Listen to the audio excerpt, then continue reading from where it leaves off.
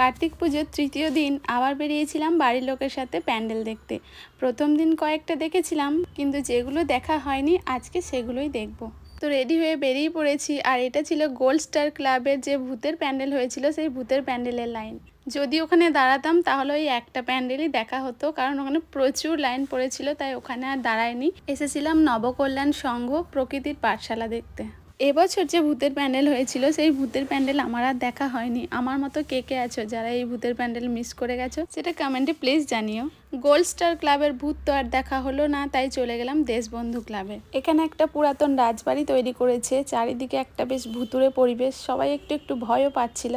কিন্তু এই যে এখানে ভূতের পরিবেশ, এই বিষয়টাকে সবাই খুব এনজয় করছিল, আর আমরা তো ভূতের সাথে ছবিও তুলেছি। আমি আগের ভিডিওতে বলেছিলাম যে আমার এই ওঙ্কার ক্লাবের থিম এত ভালো লেগেছে যে আমি আবার এসেছিলাম এখানে। তারপর চলে গিয়েছিলাম এই ঝঙ্কার ক্লাবে। ঝঙ্কার ক্লাবের মূল আকর্ষণ হচ্ছে এই পুকুরের ওপরে প্যান্ডেলটা, এত সুন্দর লাগে দূর থেকে দেখতে। তারপর আবারও গিয়েছিলাম এই জনকল্যাণ ক্লাবে। সেদিন তো ভালো করে দেখা হয়নি, তাই বাড়ির লোকের সাথে আর একবার দেখে নিয়েছি। ওখান থেকে বেরিয়ে আমরা সবাই মিলে ফুচকা খেলাম। তারপর আবার গেলাম ওই ইউনিক ক্লাবে ডিসনিল্যান্ডে, কারণ আমার সাথে বুনি ছিল, আর বুনি এই প্যান্ডেলগুলো একটাও দেখেনি, তাই ওকেই দেখাতে নিয়ে গিয়েছিলাম। তারপর গেলাম এই অক্সিজেন ক্লাবে, কিন্তু এখানে বেশিক্ষণ দাঁড়ায়নি। বিদ্যাসাগর পল্লীতে দেখলাম একটা বেশ জমজমাট পরিবেশ, এখানে অনুষ্ঠান হচ্ছিল। সেদিন কালী পুজোও ছিল, আর এখানে একটা বাড়িতে দেখলাম কালী পুজোও হচ্ছে। তারপর নিলাম রুহির জন্য একটা বেলুন। আজকের মতো এখানেই, দেখা হবে নেক্সট ভিডিওতে, বাই।